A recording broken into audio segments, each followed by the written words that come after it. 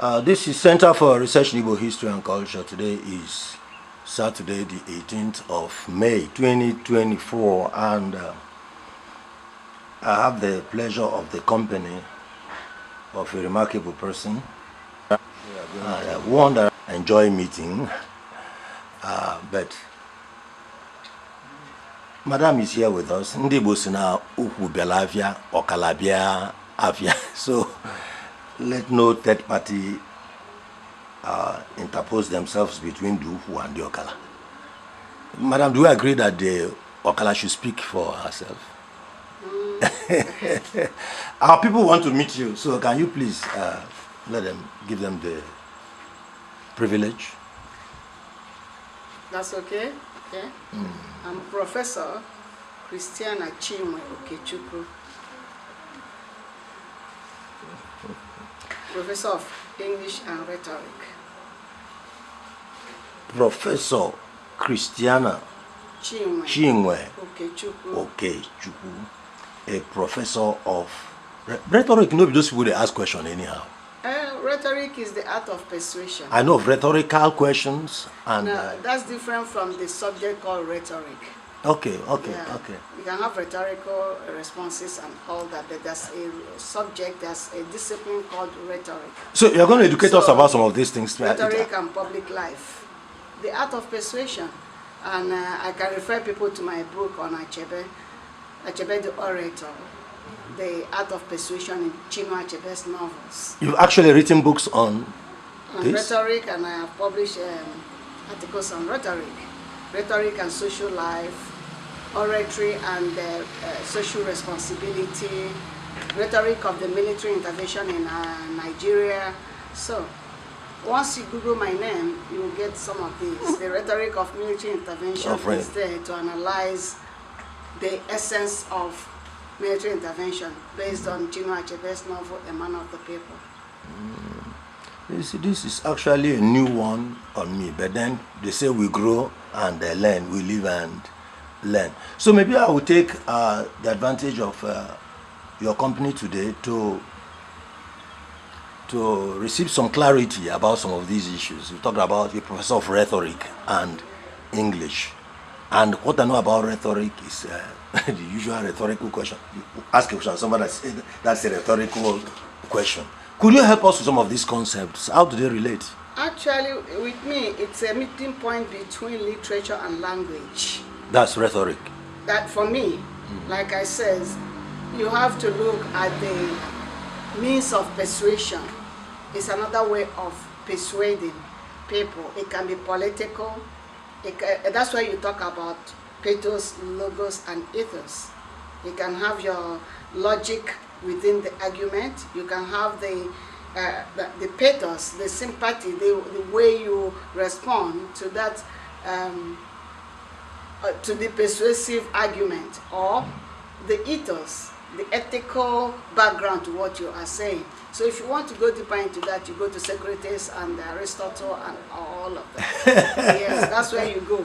But for here is rhetoric and public life, and the way a writer such as Chinua Achebe has used the essence of rhetoric, that's why I call him the orator, to persuade.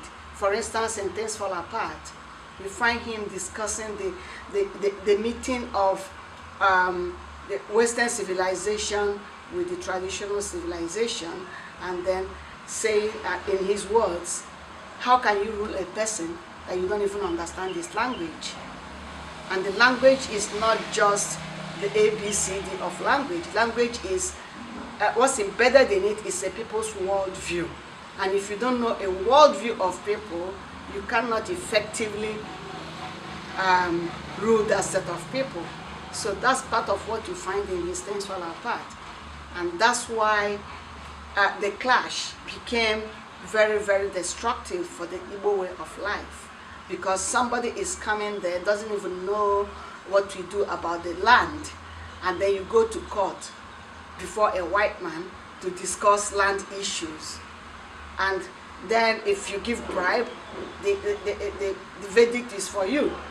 And then one person had to kill somebody and maybe kill himself or go on exile. because all these are foreign interventions in the indigenous milieu. And when you talk about language, you can, if you can visualize the area where the Okonkwo beheaded the court messenger, you can see how language can lead to that kind of situation. This is a man who was the foremost man of the town, Umueri. Now, somebody has jailed him, humiliated him. The court messengers were knocking their heads together, and then somebody had to go give them money to release these elders, and then they were having a meeting of the elders to talk about the problem they have within the society. What happened?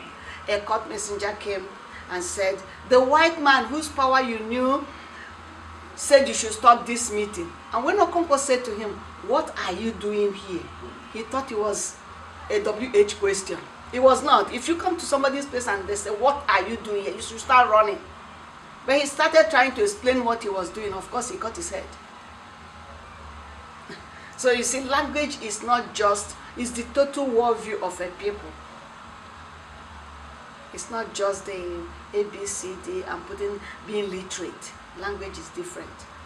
That's why nobody can come from outside and say that they know your language more than you know your language. And that's why if somebody wants to colonize you, the person starts by bastardizing your own language, denigrating you, denigrating the language, which will lead to your own self-denigration and then self-abasement. Because the moment you lose a grip of your language, you're no longer an indigenous person, and you are also not the owner of the other language that has come to That's it. You are in the middle. Your feet are not grounded anywhere anymore. And watch what is happening to our people right now, the children. Most of them speak a kind of English. A kind of English that is not English. And they don't speak their own language that is Igbo. So now what do? Some of them don't even know the names of things in Igbo. So how do you expect such children to gather enough knowledge to be able to progress in the world? Because the world has become smaller, the globe. If you don't know where the rain started beating you, you will not know where to dry your body, and you won't even know when you are dry. And we know how to say, and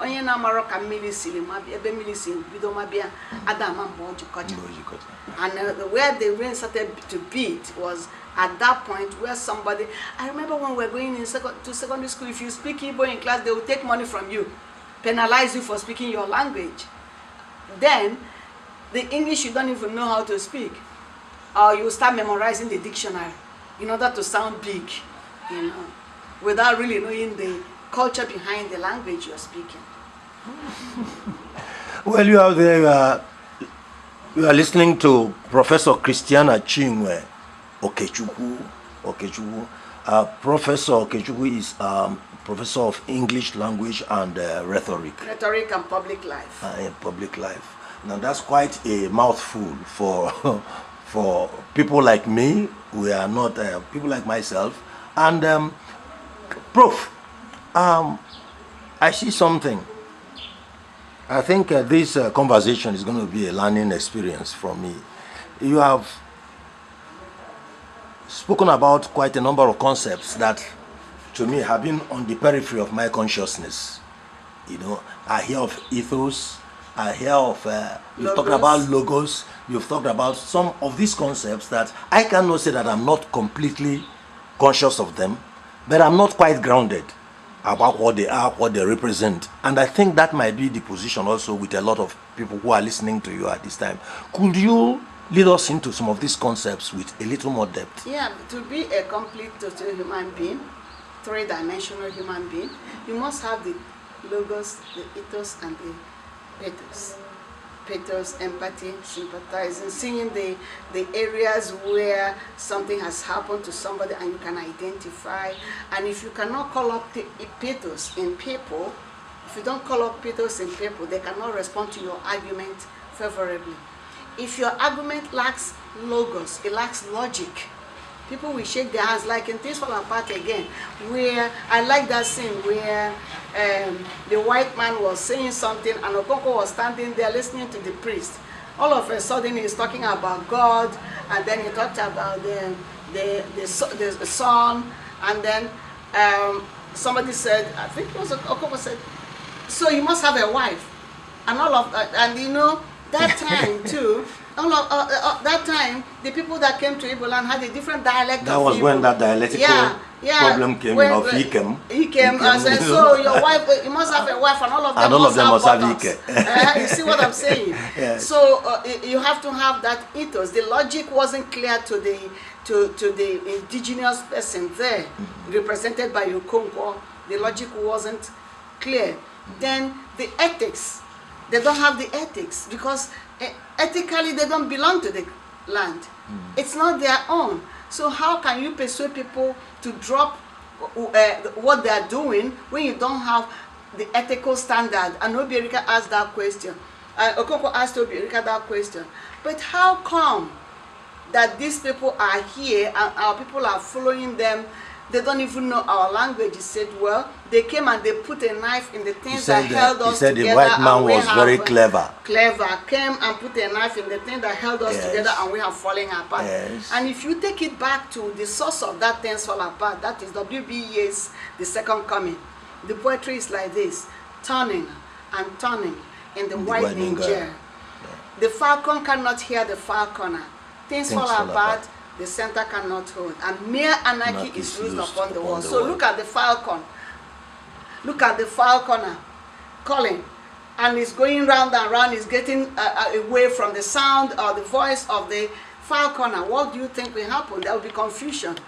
You know, it takes you back to Fela Ramson Kuti when he talks about when you take your shirt and give to a shoemaker to mend for you, you miss road. So the moment they came and they were doing that, everybody's missing road, because nobody can identify with the ethos behind them. Kameralaye's son asked the African son asked the grandmother, he African child said, how can these people win? They're not in the right. He said, that's why I'm sending you to school, to go and learn the art of being right, winning without being in the right. But we know that you have to be in the right in our culture in order to win, right? But they can't understand how these people are not in the right. Well, it is their ethics, and they are winning. But it's just technology, because they had great, and first of all, the psychology of winning people. Winning people, especially those that were the rejects of the society. Remember, the crack through which the white man was able to get a grip on the society was the fact that we had Osus and Orus, and these people felt rejected in the society. Therefore, they embraced the new dispensation. Once they did that, the place is divided in two. And that's why they even start desecrating the deities and all that, because these were the deities that made them the Osus and the Orus. These are all quite interesting rhetoric, and you're talking about ethos, pathos, and logos. You know, I understand now that the logos is the root of the logic, and the pathos is the root of emotional empathy, bringing people to identify with you, connecting with the audience. But you have to know that these are also in place and time. Because what persuades somebody in Umueri today might not persuade somebody in Ogidi. Exactly. So you have to pick the ethical standing within the Umueri area and the logic within them in order to persuade. And sometimes you persuade through the folk tales too. Yes. Because when you use that folk tale to tell a tale that people will recognize, then you are really speaking to them. You are not missing road, like Fela has said. You are identifying, and depending on time. In those days, yes. This time, if you try to use folk tale, children will look at you and walk away because they don't know what you're talking. So now you've lost one part of the argument.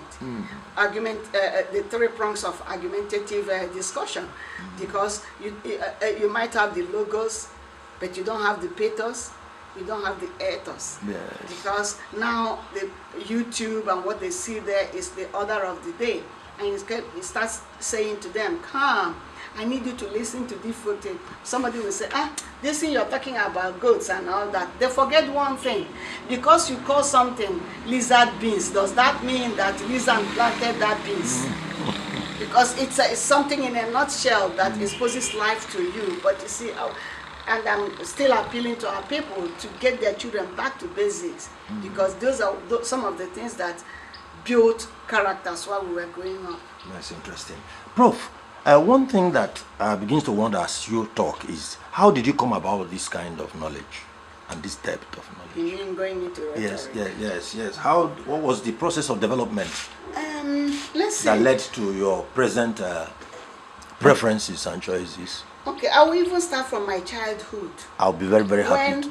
all through my life, I will sit next to my father. My father and all his friends will be telling me folk tales, and I loved folk tales.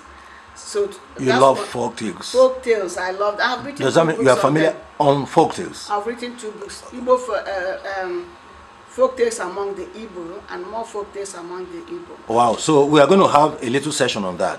Are we in agreement? Yes. On we folk will. tales and things. So we'll come back to that. We'll But come you are back to telling that. us about... That folk tales built me into being interested in literature to begin with. So when I went to study English, we had 3 arms: drama, linguistics, and literature. I chose literature. Stress at Nsukka. And then after that, I did comparative literature. You're a lioness. Oh yes, I'm a lioness. Great lioness. So I chose comparative literature for my master's. After that, then technology was beginning to come. I said, listen, like Achebe said in Arrow of God, there must be something good in this. So I went into English for Science and Technology, English for specific purposes. But then after I got that, I was looking at myself, I said, so if I want to do a PhD, I would like something that will pull in my English for specific purposes, my language aspect, and my literature aspect. And somebody threw that to me. That was Dr. Moss in America. Said, 2 of them can come together as in rhetoric if you can register with us and study rhetoric. And when I did that, and I concentrated on Chinua Achebe's novels, I could see the resonance. Everything was resonating because all the Greek philosophers and their arguments and their discussions, Socrates, Aristotle, and Cicero, I could use them to interpret all Chinua Achebe's novel. Remember in Morning Yet on Creation, Chinua Achebe said the novelist as a teacher. So you find that he used all his novels to teach. And if you're teaching, you're also being rhetorical. If you're in political science, you're also rhetorical, because rhetoric and public life, if you don't have the power of persuasion, you cannot persuade your audience. And for you to persuade that audience, you must have your logos, pathos, and ethos. So, Prof, if I were to engage in an argument with you, what chances do you think I stand? It depends on the subject you are arguing about, because I don't know. Because will I say you don't bring out time, I learn about this argument. No, because see, you can teach argumentation to lawyers. That's part of rhetoric. Okay? You can teach, you have rhetoric of, you even have rhetoric for maybe teachers, rhetoric for lawyers, rhetoric for medical doctors, because in your own area, you have to know what persuades your audience. If your audience is medical students, and you start talking to them about law, they will lose interest. See? Yes. So rhetoric is in time and place, and the people. You have to know who you're talking to. You have to know the time you're talking to that person. Time doesn't mean 1 o'clock, 2 o'clock, I mean period. Okay? And you have to know the place. For instance, if you want to talk, if you go to Lagos and you want to persuade Lagosians, At Oshodi. And Lagosians, not even Igbos there, and you're talking about Umueri, they won't understand what you're talking about. It has to be something persuasible. That's interesting. Well, I would like to come back. I would like us to come back in a few minutes to practical applications of some of these concepts. Like from what I see, I can see practical applications in the area of marriage, intercouple discussions in marriage that often get out of hand. And maybe I begin to see that one could apply this to have more fruitful discussions in that area of marriage. But let's come back to that a bit. Can we look at a bit at your foundations that led to this? You're a professor today. And I'm just imagining when you started off. I do not imagine that female education of the girl child was so popular in your time. Was it? How did you start this journey? At the time I was going to school, we are not even talking about female or male education. Everybody was going to school. And I knew that my father, the first thing he did every school term was, I get my list of books and I give him. He would take me to the bookstore, then pay from pencil to the last name. And then I'll carry it like this, and we'll try to write our names, make sure we don't lose it, and all that. So girl education wasn't that bad at that time. Even though we saw, maybe I was taking something for granted, because my father was a postmaster before the war, so he was an elite. I read complete works of Shakespeare from his library while I was still in primary school. So maybe it's not the same. But later I started seeing issues where girls were always sent as housemaids and all that. So you were conscious of that? Oh yeah. You are not subject to that? No, I wasn't. And when I was young, I took it for granted that all of us were going to school. I didn't know until after the war, until I started looking, until I got married. Then I started seeing that the people that were being sent out as maids were girls, and most of them were not going to school. And that's why, I don't know if I told you, I don't think you have had it, but I lead an NGO. Okay. And that NGO concentrates on women and youths. And we're running a program we call Made Strong. Made Strong, M-A-I-D, not M-A-D. I got that, our job is to, anybody that's at that risk of being made a maid without going to school, we gather those people and push them towards going to school, help them realize their potentials. Because we started seeing that sending them out to maid is not just denying them education, but other things that follow. Flogging, abuse of all sorts. Getting them pregnant and discarding them, and all that. So we have been fighting that since 2008. Okay, that's interesting. So I didn't know that it was happening when I was a young girl.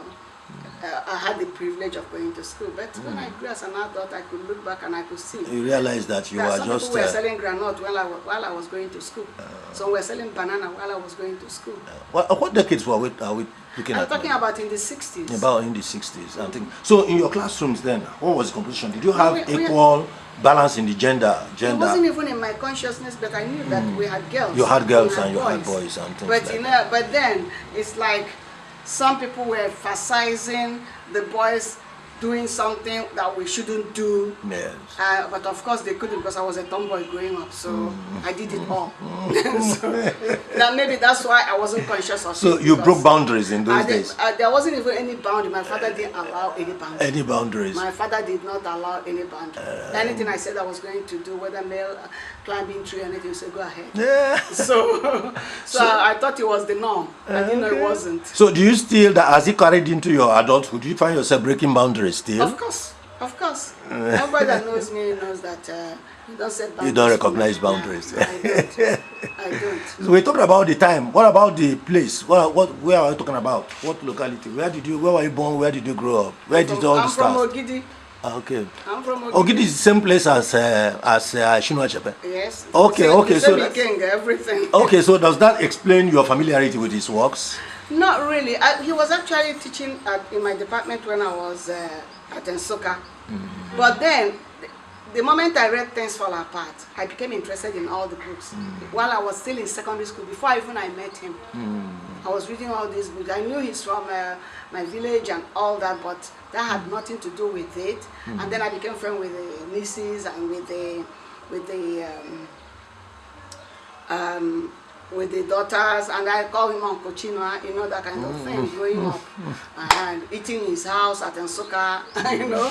But that was not the influence. The influence is that I saw this rhetoric in his books. Okay. I saw it, you know. Growing up, I mean, you can always, actually, I grew up calling him Papa too. Okay. You know how we are, we all call everybody Papa. Papa, yeah, Papa, yes. Uncle, you know. So, and because we are from the same, let's call it Ikenga. Okay. So, but without knowing Chinua Achebe, all you had to do is read Things Fall Apart as a first novel, and it will take you in. Then you get to Arrow of God. The moment you start reading, and as I was reading, I was seeing everything he was saying in my village, you know. Yes, Like Ilo Agadiwanya, I know that I pass Ilo Agadiwanya, and then the masquerade is coming after you, you run into the Agadiwanya shrine. So you were able to lead things fall apart in 3 dimensions. You were able to visualize in 3 dimensions. That's a wonderful privilege. The masquerade will not beat you as long as you went to stand with at the Agadiwanya shrine. Yes. So when I read, and sometimes when I read the oracles of hills and caves, I think of Obunike, Umuachi, I think of Umunachi and all that. So these were places I knew growing up.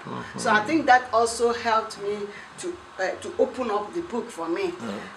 So not only that, I'm an insider, insider. Yes. Now, aside from academics, what was it like growing up in Ogidi in the 60s, like you were saying? What was it like? What were your experiences? I did not grow up in Ogidi in the 60s because my father was But you were born there? But you were born in Ogidi? I was born in Umueri, but my father was postmaster at Umueri when they had me. And then, but I was always going to Ogidi, staying in Ogidi during his vacation, during his leave.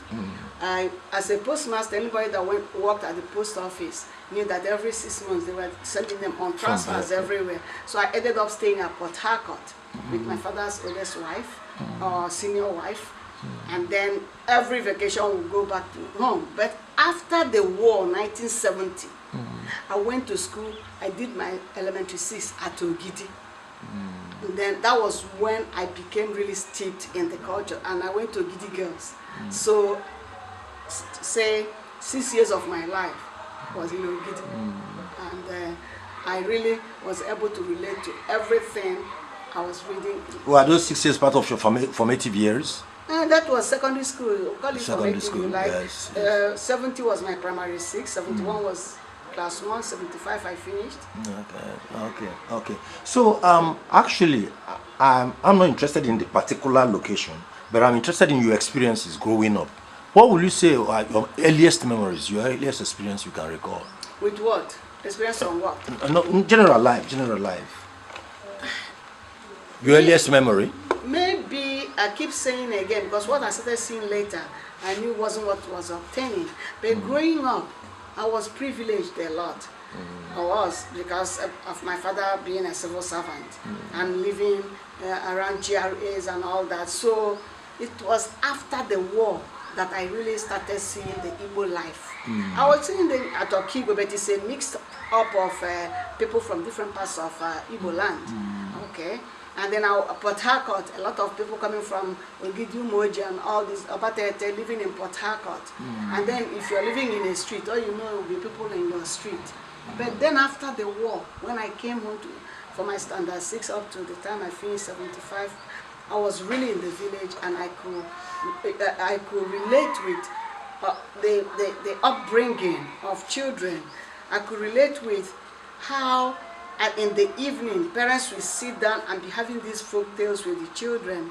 I could relate with our going into the village square during moonlight to play and tell stories. You did that? Oh yes. You partook of the folk tales. Oh yeah. You did the moonlight plays and things like that. Yes, That's beautiful. And, That's beautiful. there was no fear. You wake up by 4 a.m. you go to Odala tree to pick Odala. You did all that? To come back and then for the day. But now you can't do all those things. Nobody will let you go anywhere because people are afraid, right? Even now, I'm still wondering why snakes did not bite us that time. Because we were going there 4 a.m., 5 a.m. just to go pick Odala. Maybe because we made noise as we went. Or innocence. Or innocence, you know? That's all quite interesting. Now, you grew up, let me say, more than a lot of people in the Igbo environment. You are moving from place to place, you know. I think there's been a remarkable difference, transformation in Igbo called Igbo society, post-Civil War. Post-Civil War. You see, but I think 60s, 50s, 40s were kind of homogeneous in terms of happenings around the place. That, you know. So I'm looking at what you came to study, rhetorics, ethos, and all these things. How did you see them play out in the traditional Igbo community when you were growing up?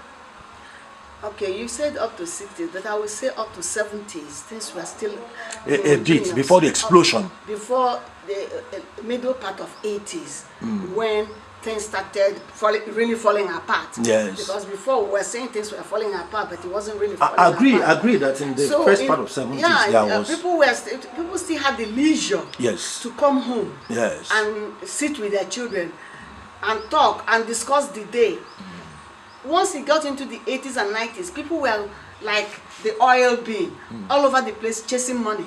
And by the time the father or the mother will get home, they find that they're so tired to talk to their children. They're providing food, even providing better than earlier people maybe provided. They had all the toys, they could provide them. But something was lacking. What was lacking was that closeness of family.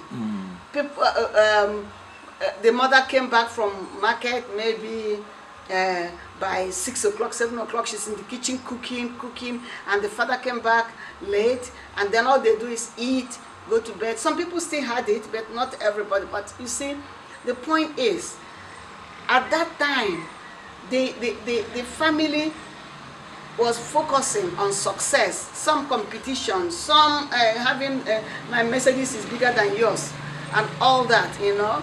And that has taken away from the closeness of the family. And then after that, then we started having this issue of cousins not relating with each other. Because my father said this, my mother said that. My father it wasn't there before. It wasn't there in the 70s. It wasn't there. But from 80s, you find people that will not talk to you because their father said that you're not good. Or your parents did this. You know, by that time, before you knew it, children that shouldn't be part of adult fight have become adult fight, part of it. Like they're not, they have all their life to make their own enemy, but their parents are making them inherit their own enmity. And that's something I really resented growing up, not just growing up, but towards that 80s. I refused to be part of it. I refused to inherit anybody's enmity. And then they take it to workplace. You know, if you're talking to this person, I can't talk to you. And to me, I would rather be isolated than inherit your own enmity. Because I don't know what's between the two of you. Why should I join you in not talking to that person? That's my own worldview. And I will never let my children inherit my own enmity. No, they can't. They know they can't anyway, because I won't even tell you. Yeah, that's interesting. So I was talking about thinking back. How did our people, and even now also, how did our people bring into the fabric of their daily life the principles of ethos, pathos, and and logos? The logos is still there because parents can talk and talk and talk. What is lacking is the ethos, the ethical part. Because, for instance, you're a parent. Your child is in secondary school, and all of a child, suddenly your child brings you a television, and you say, "Oh, my child is doing well. Where is the ethics?" See where things started falling apart again. Where is the ethics? If a child that, like somebody told you, I told them once, I said, when you're being reared, you don't rear a goat. Somebody is still paying your school fees, and you're able to buy a TV and give to that person. How did you get the money? Or your son has refused to go to school, he's not doing it. All of a sudden, your son comes home with a Mercedes car, and you start jubilating. Your son brought a car from where? And in those days too, if you came home with something that didn't belong to you, or you're not capable of bringing, your mother will start screaming. Now your mother will not scream. You will start. You know, your mother will start jubilating. Oh, my son, take me to church in this. Let my friends see me in this car. How did your son get that car? And still, and some of them do it to impress their parents. Because other people are getting something, let me get something from them. If you can limit expectations on children and let them grow first, like Alpha first, rear them first before you expect them to start rearing the goat. Okay? Yes. So that's one of the issues that I look at. The ethos is not there. The ethos again is lacking somehow. People don't sympathize with others anymore. Even when people go to a funeral, look around. Like happened with the young man that was involved in the boat mishap and died. People were busy taking selfies and things like that. That one is even an extreme case. Even when you go to a funeral and look at people, you don't see that thing we used to see. No, it's not. It's not. People are waiting to just finish the whatever you're doing and walk away before you will see actual pain that somebody died. And then this other one is a new syndrome where somebody has an accident or somebody is burning on fire and somebody is busy taking selfies or taking YouTube something instead of going to quench the fire, to put it out, to help. They want to take advantage. They want to exploit that situation. They want to exploit that pain. I don't even know what are they exploiting, because somebody will give them something on YouTube, likes, which is peanuts. Likes. Yeah. What is likes? What are they doing with likes? But I think that one is a bastardization of the new technology. Somebody has, our people have bastardized it. We have learned, but we are dancing more than the people that taught us the dance. That's the point. Some of us don't even know the meaning of that, because this is meant. This phone you're looking at is a very good tool for growth. You can use it to learn anything good. Even your physics class, chemistry class, you can read about it on YouTube. But then, because our focus has gone awry, we are using it for likes and non-likes, and that can also even put people into depression. What if you put it there and nobody puts a like on it? You go home feeling like you did something wrong. Depression is coming in. See? You feel like you're ignored. So the pathos and the ethos are the ones lacking. The logos is there. The logos is there. The logic is there, but people are not using it. Prof, are you saying the logos is there? Do you think parents are talking enough? Whether they are talking enough or not, they are still talking. They are still talking. What you are going to say is, are they talking in the right direction? Because talking, you have two different types of talking. You can talk to make the child grow ethically. You can also talk to push the child into competition. Your age mates have gotten this. What are you doing? Of course, you will go and get it. So the logos is there, but whether they are using it rightly is another thing. Some use it to send their children to go and kill. That is true. Because if you come home to tell your child that that person is killing you and all that, what do you expect your child to do? The child will go back to kill that person. So you have the logos. But that your logos without ethos, something is wrong with it. Yes, without pathos, something is wrong with it. Thank you very much.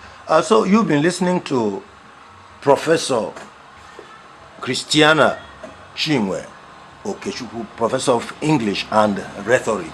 And thank you for the enlightenment that you have been bringing to us through these discussions.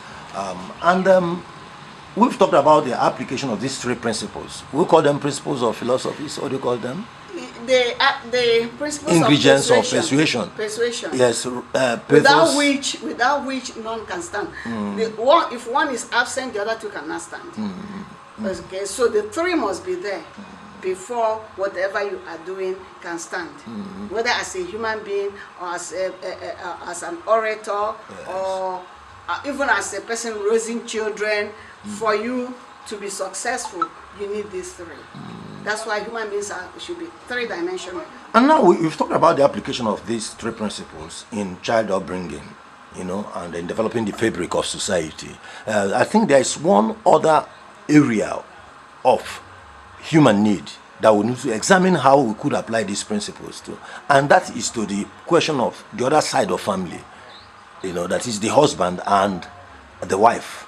after we say we are interested in the family because it is the foundation stone of society, and yes, of behavior, but the core of the wife came from a family.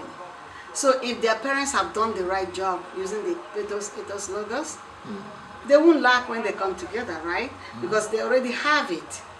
So but whereby one family has already done their job and the other family hasn't, and this person comes, and remember again that any situation you come into is also a new situation in a way, because any family you go to has its own tradition. And it has its own tradition. So if you come from your own tradition and want to take over the other tradition, then again you're lacking something. Look at the ethos, pathos, and this. So look at the husband and wife now. The mother has raised the son to do all this, respect woman and do that, and then if possible, some raise even their children, the son to cook and all that. The wife, what if the wife is raised not to cook, to live on McDonald's, to live on fast food, and he comes in? What happens? The man will be expecting the woman to cook, and then the woman will be expecting to go to a restaurant. Again, confusion. So I think it starts from family before they even get married. And that's why we have a saying that if you don't ask before eating, you die before you get sick. Yes. You don't just come in the street and pick a girl and marry. You have to do all the necessary things, ask questions. And if you're so much in love that, okay, I know everything about this person is this, then do the work of trying to help that person grow with you. Don't say, oh, I did it, I thought she was going to change. And believe me, anybody thinking you're going to change somebody, you're lying to yourself. You can work with the person meet at a point, but not change the person totally from upbringing. Now, Prof, we know that a lot of the problems that people have, that couples have in marriage, the genesis of them mostly is in breakdown in communication, gap in communication. You know, how do you think that these principles, these concepts of ethos, logos, and pathos could be applied to help the couple build better conversations that can help them to? Okay, there's nothing like physical formula to give to anybody. The only thing somebody has told everybody on the philosophy is do unto others as you wish them to unto you. So I remember when we used to go to this seminar, they say, oh, communication. Communication can be slapping. Communication can be anything. You know, you see what I'm saying? So there's not a catch-all. You are saying that slapping somebody's face is a part of communication. Is it it's physical communication. Very effective in but is that what you want? No. So that's what I'm saying. There's no catch-all. There's no formula, except that when you discuss, when you talk to, okay, you didn't just see somebody in the street and marry, right? Yes. Two of you have been talking before you started getting married, unless you were in somewhere else and somebody just married for you. But if it is the normal one that you saw, boy meet girl and boy say propose the girl say okay, let's marry, you must have been talking before then. And the most important thing in that communication is honesty. Honesty, and you have plain talk. And then let families not put words into your mouth to take to where you're going. Deal with what the situation you have. Don't even go to report to somebody. Because you go to your girlfriend to report, your girlfriend will say, I will never agree if it's me. But when you look, you find that your girlfriend is agreeing more than you have agreed. The same thing with a man. Because there's something called macho, you know, posturing and all that. So if you carry whatever you're dealing with in your family outside, whatever you bring back into that family will be bigger than what you took out. So learn, because you saw the person, you decided to marry that person. So learn to work with that person. Communication can be cursing the person or the person cursing you. So you better learn what you say, because my father said, when the leg is walking and walks in the wrong direction, it can walk back. But if you're talking and talking in the wrong direction, you can never talk back. Think before you talk. Don't act in anger. If you think your spouse is doing something you don't like, don't chastise him or her before people. Come privately and say, oh, that thing you did, it could have been done this way. It could have been done that way. Because maybe your spouse would accept what you're saying, but if you say it in public, you get a different reaction. Does that make sense? Yeah. Because we are human beings. So it's the way you handle it again, time and place, remember? Yes. Time and place. You have the logos. Time and place can make effective communication. Because you already have what you want to say. Is the time right? Is the place proper? Thank you, Professor. So, how much? What I'm trying to say is guidance and counseling. I'm looking at how you decided to take this line of study. What amount of influence did guidance and counseling have in it? You're growing up. Your choice of what you became. You know, the people of these days, we are really lucky. They have a section called Guidance and Counseling Department, right? Growing up, the typical teacher is a guidance and counselor. It's a police. It's a teacher. It's a singer. It's everything. Moral prefect. It's total. I mean, it's total. Yes. It's not broken into pieces. It's not fragmented. Once you say this is a teacher, the teacher can dance. The teacher can teach you. The teacher can police you. The teacher can hold court. The teacher can counsel. But the moment they start fragmenting those things and making guidance and counselor separate from a music teacher, from this and that, if you're teaching mathematics, that's what you know. That's mathematics. That becomes a problem.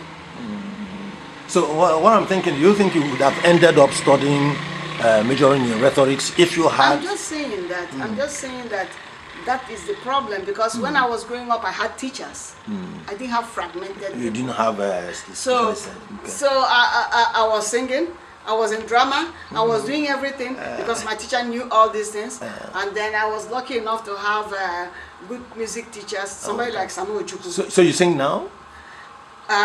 Maybe my voice will scare you, but at least I know I represented this Central State in choral singing in 1972 in all Nigerian singer cultural.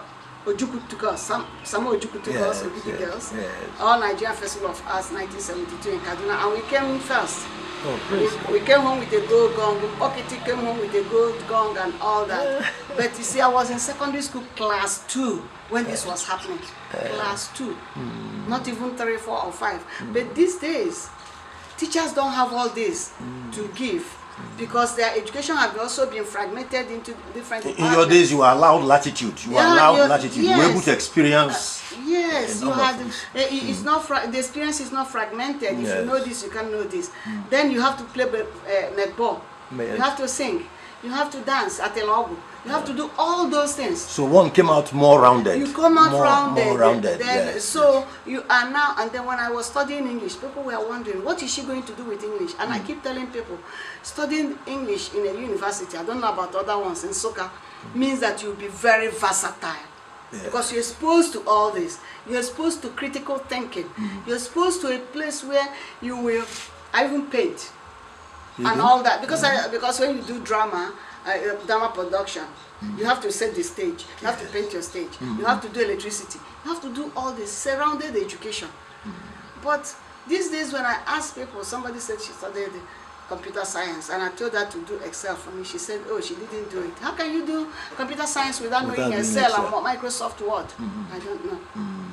Today, people are being asked to specialize, even almost immediately after kindergarten. That's what you I'm see saying. Somebody in a junior secondary school and he said he's science, science student. No, from junior class 1 to 3, you must do everything.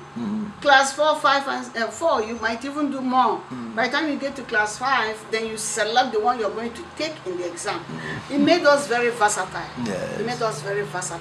So I'm curious, if you had not taken up this line, what else do you think you would have most likely. Some people thought I was going to study music.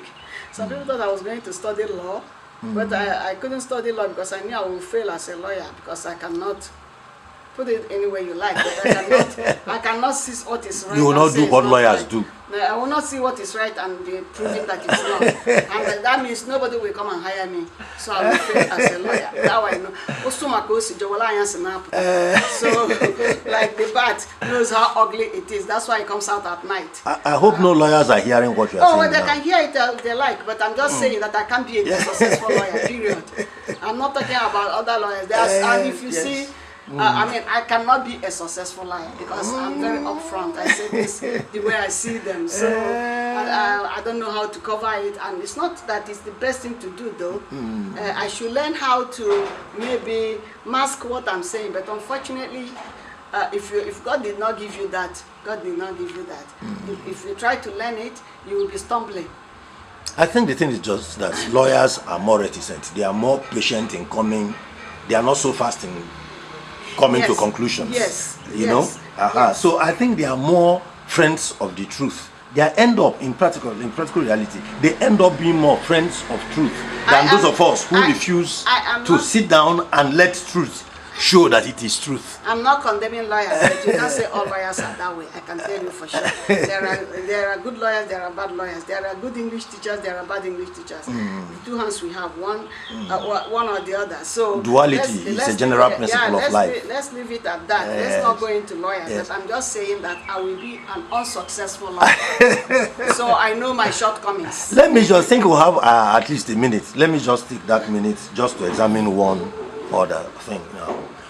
You are talking about this generalized education that is broad in scope and allows the students to experience more before, you know, and you ended up with rhetoric, and you already pointed out what people often, when you were about setting out, people wondered, you want to study English, what are you going to do with it? You know, they wanted to hear, you know, like when I was moving from secondary school to university, there was that concept, like when we had to take JAM, choose our subjects, you know. So we wanted to go for the ones that Nelcon physics that has a large textbook, you know, so that when they see you with the textbook, I'm doing physics, I'm doing this and that, rather than what will be useful to you, you know. I don't know whether you experience, to what extent you experience this. And there is this general feeling that law, medicine, engineering, and things like that are more useful than the kind of area you are special, the humanities, English, and things like that. How would you rate? How accurate will you say that kind of perception is? I can't even go there because I know I studied physics, chemistry, biology in my secondary school, and I took it in school SAT. I did them. Physics, chemistry. So when I'm teaching English, I'm using physics, chemistry, biology as an illustration in my English class. Okay, and then when I do math, sometimes I score higher in math than I score in English, actually. But the thing is, whatever subject you study is authentic. It's only how you use it. It's only how you use it. You know what I have in mind is this argument about grammar school education as opposed to... There's none that is higher than the other. I'm just telling you. It depends on what you do with it. Because some people can be a medical doctor and can't do much with it. Some people will be engineer, they won't do much with it. Somebody will study English and then get to the high heaven with it, right? Okay, so international relation and all that. I have my friend that I went to school with. I know both of us were good in English. She studied international relation from English. Okay, look at me. I've done comparative literature, African and Caribbean. I've done English for specific purposes. That means give me any purpose, I will design the English language for it. English for doctors, English for lawyers, English for any field of study before going into rhetoric. And then concentrating English in science and technology. That means I know science and technology too. Yet I studied English. So it depends on what you do with whatever you study. Because you can study anything you like, even if you learn how to sew. Try to be the best seamstress. Sew the best. Home economics, be the best. You see, some people studied home economics and they have the biggest hotel ever. So tell me how a lawyer or a doctor can challenge that person. So every subject is good in their own way. It depends on how you every subject is good. good. Every discipline is good. important. It's important. Equally important. It's the way you use it. So the way you use your certificate. So if your parents pushed you to study medicine and it's not working for you, and you find you have a predilection for fashion design, then you make the change. Be bold enough to make the change. I like that word you said. If they are pushing, I am pleading with parents to stop pushing students or their children into anything. Leave them to find their level, do what they want to do, because anything. I'll say it in Igbo again. The palm nut that the child wants to eat, we never give that child belly ache.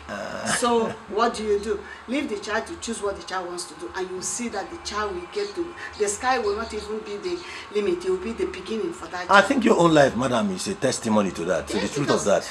You have made a success of what you chose to be. I chose to study English, and that's where I am, and I'm still doing it. I've written 5 books already. I'm not one of those reigning or anything, but I know that some universities use my books. So that's what it's about. Do not force your children to go into what they do not like, because they will never succeed there. So last word, your last words on this topic to the parents and to everybody. Your last word, can you just frame? Help your child to succeed by giving your child the wing to fly. And you have heard that. In fact, I'm going to write that on a piece of paper and paste it to my paste somewhere in my room. You know, Professor Christiana Okechukwu says, "Give your children, help your child to succeed by giving your child the wings to give fly. Him the wings to fly, and allow him his wings." And yeah, once you give him the fly, that means you allow agreed. him his wings. No, if you give him the wings to fly, they will fly. You know, they will fly. They will come home. They will fly. Don't restrict them. Leave the children. It has been quite an interesting time. I think when we were starting out, we said just 20 minutes. I'm sure we have. I said 5. 5 minutes, and I see that we've not even, because each statement Professor has made has opened up vistas.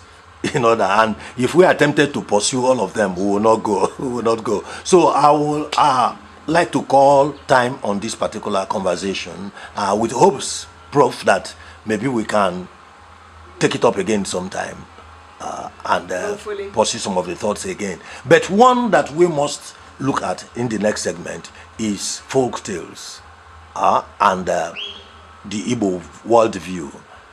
So thank you very much for listening to us, for listening on this conversation.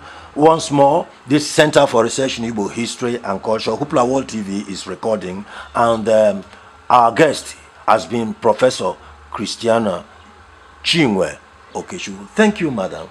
Thank you very much. God bless you. I think that